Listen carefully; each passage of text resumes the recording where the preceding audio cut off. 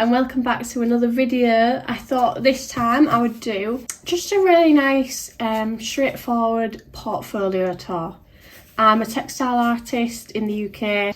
This is the portfolio that I left university with. So I left art school, finished my degree in textiles, and this is the portfolio that I had assembled ready for me to go out and show to anyone that I needed to show what I could do and the various things I've done at uni.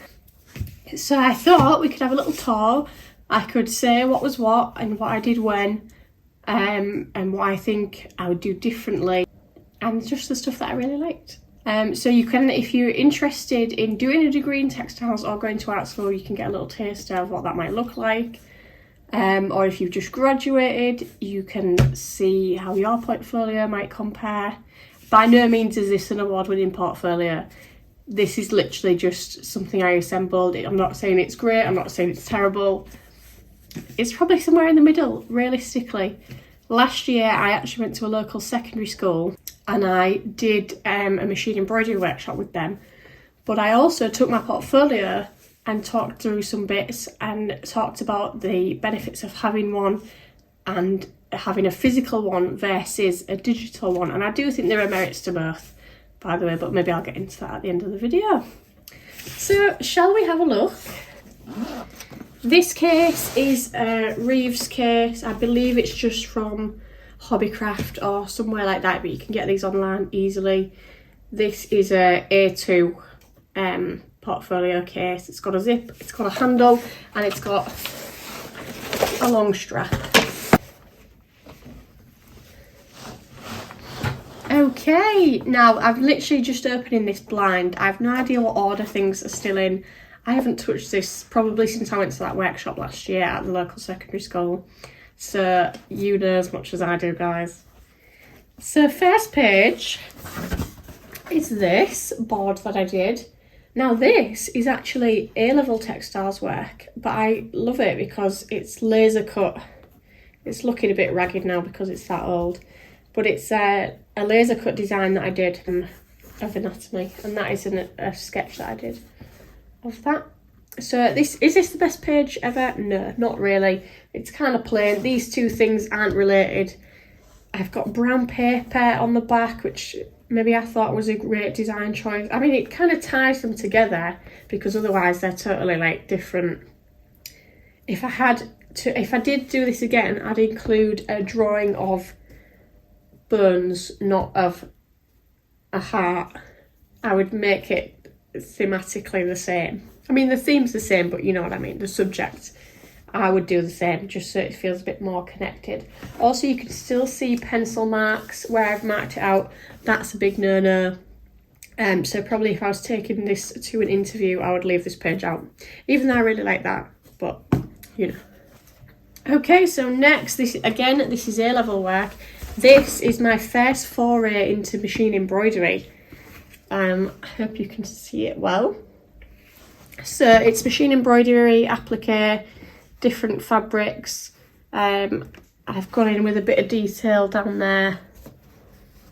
Yeah, I still kind of like that, to be fair. I think it looks cool. And then this is just a little experiment with pleating, some hand embroidery over the top, just an additional supporting sample. This is a reveal felt, so you actually make a felt with a bit of plastic in the middle, and then you take the felt out at the end and you've got layers to your felt. That's a really bad description, but it's called reveal felting, so have a look. And then it's got embroidery worked into it. It's kind of gory. I was going through a gory phase in sixth form, obviously, but I kind of like it. It's still very tactile and nice. So again, this kind of is a bit of a random assortment, but as I say, it was sixth form, so I was just kind of chucking stuff on. But I do like that piece on its own still. Right, now we're into art school. You can see already that the composition is a bit more thought out than that. That's just like 1, 2, 3. This is a bit more thought out, there's more going on, there's just little snippets of bits and it just flows a bit nicely, there's not awkward gaps. There's just more to look at. This was actually in my 3rd year at uni. This was like a mini module that I did. And I went back to the anatomy theme. So that's a machine embroidery of, I borrowed from the science department, a lizard, a chameleon. I want to say it's a chameleon. I'm not 100% sure. It must be. So I borrowed the real skeleton from the science department and made that. And I actually made the science technician a version of this that I gave to her as a gift. So thank her for lending it to me. That is an ink drawing of a cow skull, also lent from the science technician. It's printed, as in it's a paper photocopy of a screen print design I did, and the pattern I actually got off exposing a real x-ray into a screen print, and that's the print that it made. And then that is a section of ink drawing, and then that is just a little photocopy of that section there, because I think that's the most interesting section. So that's a nice example of a board that works well. Like the colour palette's all the same. I haven't just stuck something pink on there. It just makes sense. Similarly, colour palette. See, I've got this bluey grey piece of fabric, so then I've included this bluey grey sketchbook page, which is some loose line drawings, studies of burns. As well as that, that's actually a copy of an anatomical diagram. Like I drew that based on an illustration in Grey's Anatomy. That is another screen print of the MRI scan that I exposed onto the screen, because old-fashioned x-rays, guys, you would get the actual x-ray on like the acetate. So I was like, if you know screen printing, basically you can use acetate, like a black image on acetate, to expose onto your screen, and then that's how you get the print. So I was like, so this is already on acetate, so what if I just expose that on the exposure unit? And it worked, so I was really chuffed with that. There's another little one of the cow skull, just to tie in the two drawings. Overall, just a decent page. Okay, now this is actually a competition board for the Bradford Textile Society competition, and as you can see on the back is my little entry details.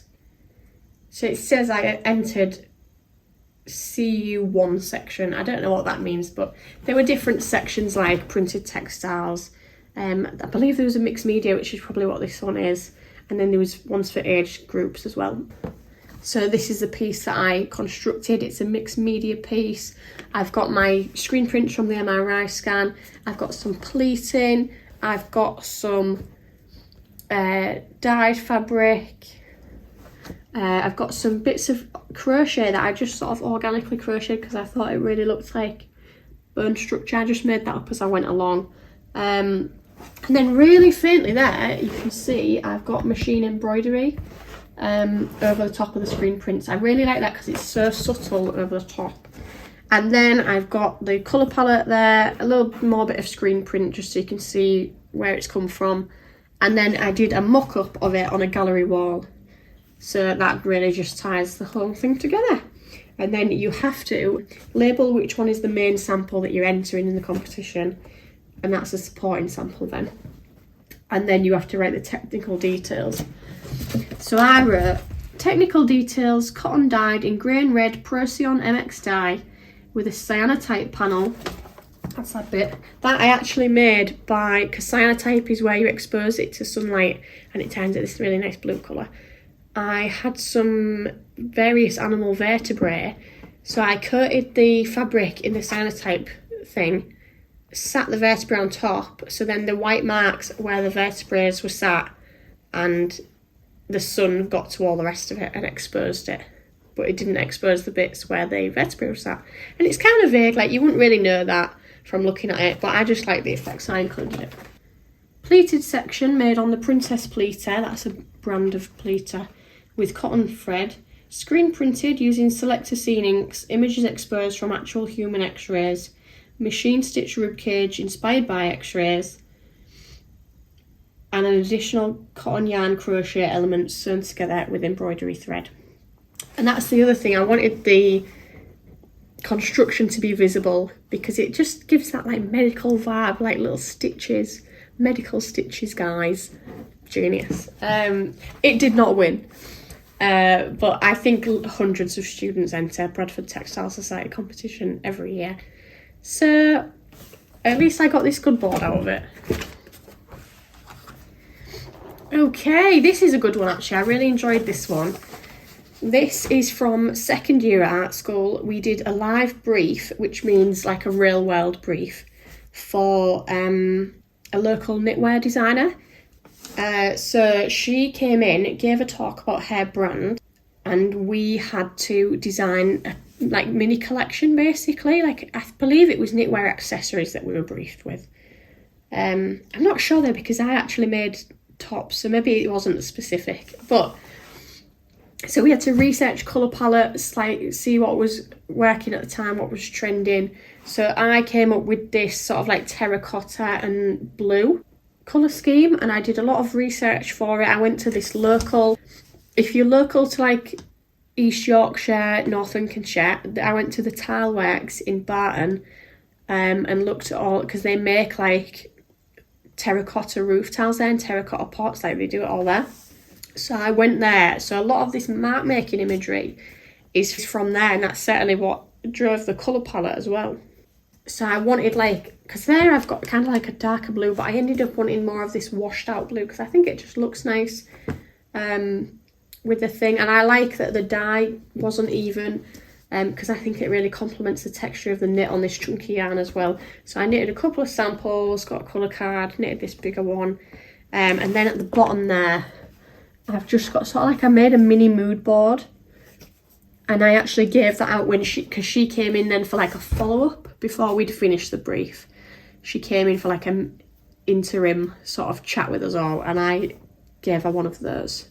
So yeah, I really like this one, and I'm really satisfied by this weave. So I just painted loads of paper, cut it into strips and wove it together.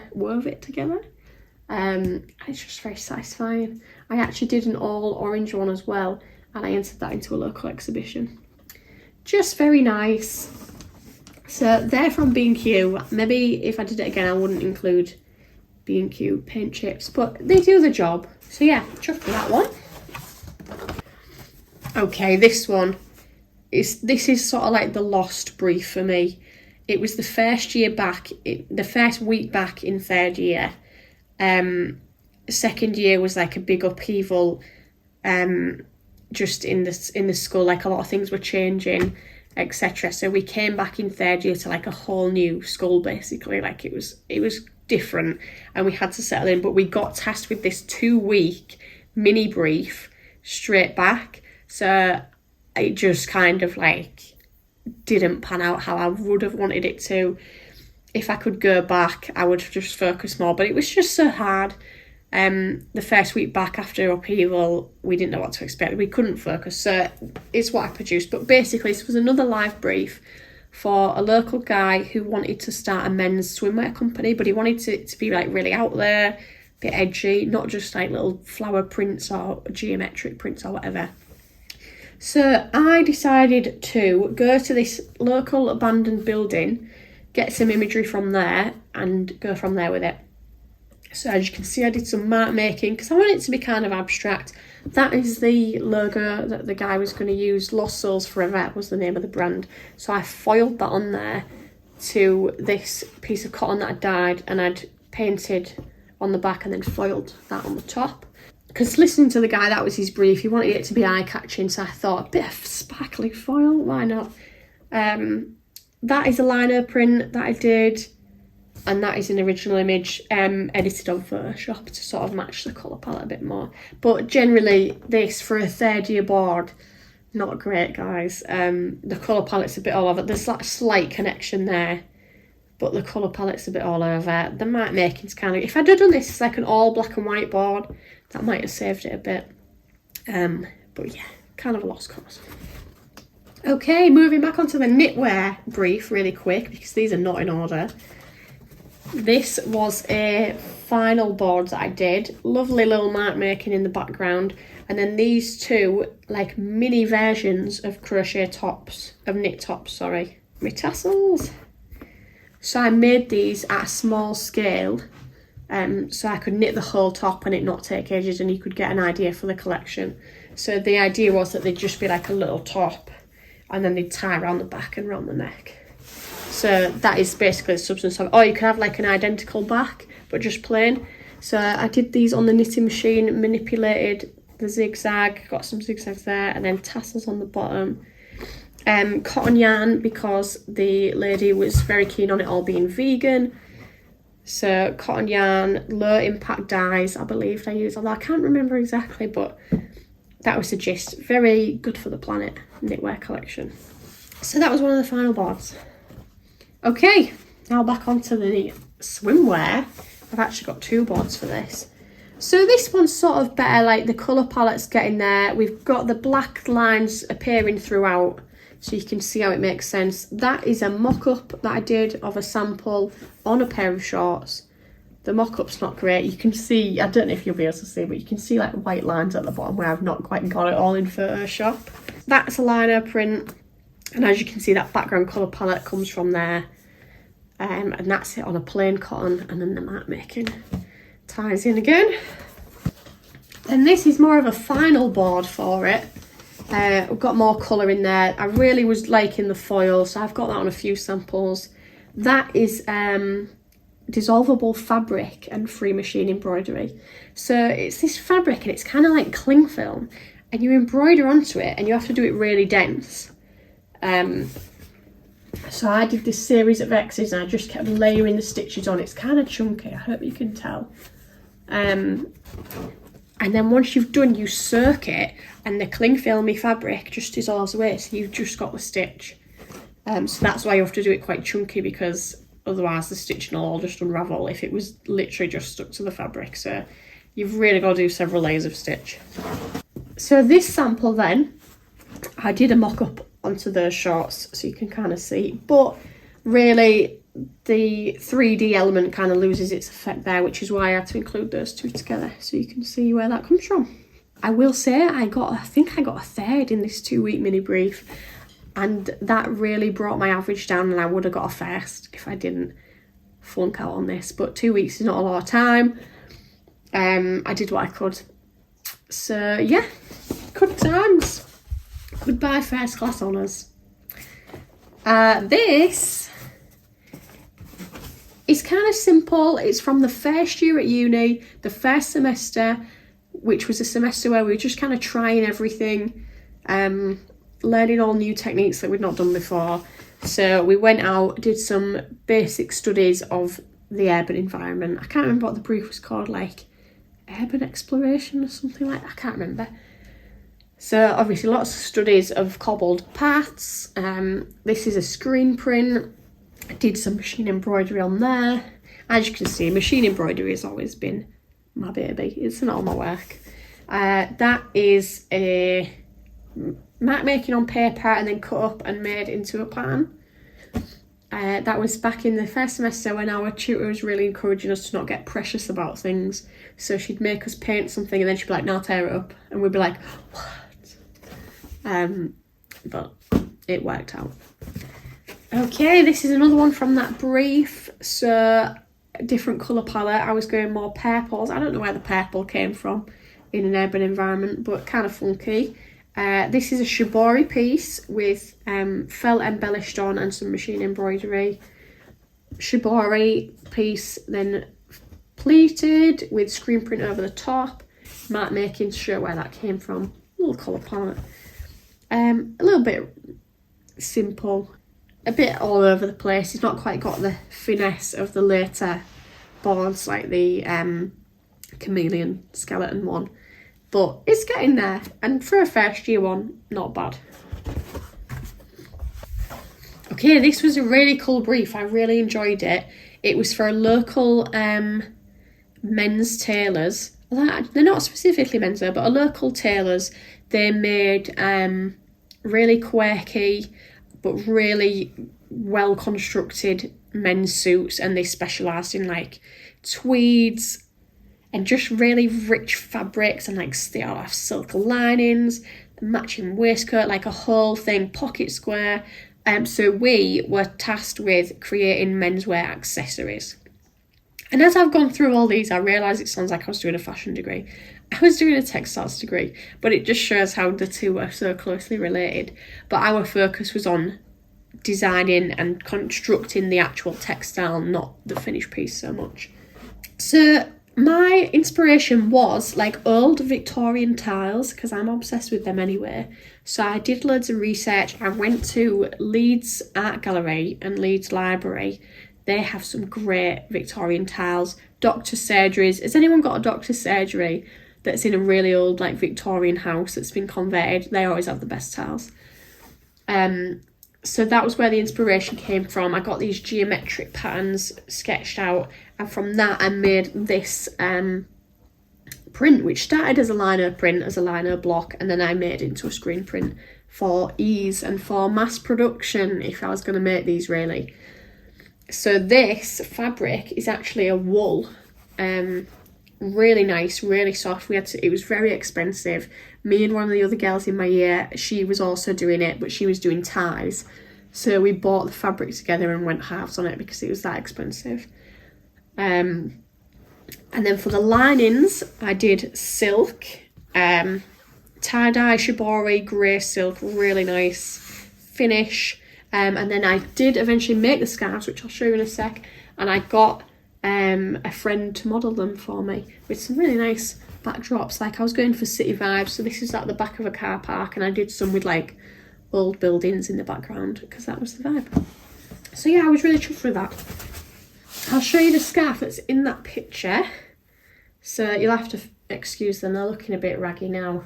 But I made the tassels for the bottoms, screen printed the whole thing, and then also it's got the shibori dyed lining. So nice. They're just short scarves because they're men's scarves. Men don't like long scarves, apparently. It's a fashion scarf really. It's not supposed to keep you super warm. So yeah, so I actually made 4 of them. I won't unfold them, but I did this red, I did this blue, which is a slightly different pattern, you can see. And then I also did the green in that other pattern as well, which, because I just really love like a forest green. Fun fact, when I was making these scarves, so it was like the last couple of weeks of the semester, of the end of the first year, of the end of the second year, and we were all rushing to get our work done, and I was literally constructing these scarves on the sewing machine, sewing them up, and I got my finger, that finger, under the sewing machine needle, and I went, ah, which I shouldn't have done, but I would do it again probably because it was reflex, and the needle snapped off in my finger. So I had to go downstairs to my tutor, into her office, and I said, I think I need some first aid. She was had her back to the door and she was on her computer. And I was like, I think I need some first aid. And she was like, why? And then she was like, oh yeah, let me call someone. So she called first aid, and they came and they wrapped it up with the needle still in it. Because they didn't know if it had gone through a burn. And I was like, if it had gone through a burn, I believe I'd know about it. Because up to that point, it didn't really hurt. It just felt really hot. But it didn't really hurt. It sort of went in there. No, it went in there just next to my nail. So it missed my nail and came out like there. So it's sort of gone through like that. So I was just like, yeah. And then, so they padded it out, splinted it to this finger, and they sort of built a thing around it so nothing would touch it, and then wrapped that up. And then my tutor had to drive me to A&E, and I had to sit in A&E, and then they x-rayed it to check it hadn't gone through the burn. It hadn't. And then they called me in to pull it out like a splinter, basically. And the doctor was like, right, should we get this removed? And I was like, yeah, please, because I kind of need a wee now. Because it had been like maybe 2 or 3 hours by this point. And he was like, oh, do you want to do that first? And I was like, let's do this first, shall we? I don't know how he thought I was good. Like, it would just be easier if we did this first. So yeah, I just pulled it out like a splinter, and I sort of wish I'd have asked to keep it now. It was in this little plastic dish. Just the end, it was only about that big. Just basically the depth of my finger plus a little bit stuck out the other side. And then he wrapped it up and off I went. And then I had to have the day off, obviously that day, and maybe the day after. And then I went back in to finish the collection. Good times. So that's a fun little story for you, and I hope you enjoyed this portfolio tour. Now, obviously, this is not really all the work that I produced at uni. My final major collection is not included in here. I'm not sure why. It's all kind of separate stuff, to be fair. I never really made a sample board for it, because we did, like, a lot of these sample boards I made for the end of the brief, like for the marking of the brief. Like, I could present these to my tutor and be like, this is what I've done, have some like written work to support it, a sketchbook to support it, etc. But for the final major project, we put on the exhibition, and sort of that was the presentation to the tutor. So yeah, I didn't really make one. I could have made one afterwards, but I didn't. But I would recommend, if you're looking for a job in industry, you should have your most up-to-date work as a board in your portfolio, and a digital portfolio, which essentially would be like some sort of PDF brochure that's just digital versions of this. Like, scan it all in, and you could probably do the composition like the same. So scan everything in, and on an A4 PDF page you would just have everything like that. Or you could do it differently, have it more organic. You could do it as a video sort of thing, whatever. But I reckon that's probably what more people are doing, because a post-COVID world, there are less face-to-face interviews. Certainly the first interview might not be face-to-face. So yeah, I think that's one of my favourite pages. Actually, let me get my other one out. I think that's one of my favourite pages. So if you enjoyed this, leave a comment, let me know. Have you done a portfolio? Are you going to do one?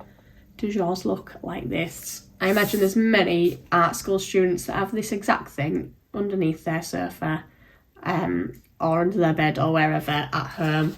I hope yours gets more outings than mine. But yeah, if you like this, please subscribe, please like the video, and I'll see you next time for another one. Any future video suggestions, drop them in the comments, and I'll see you later. Bye!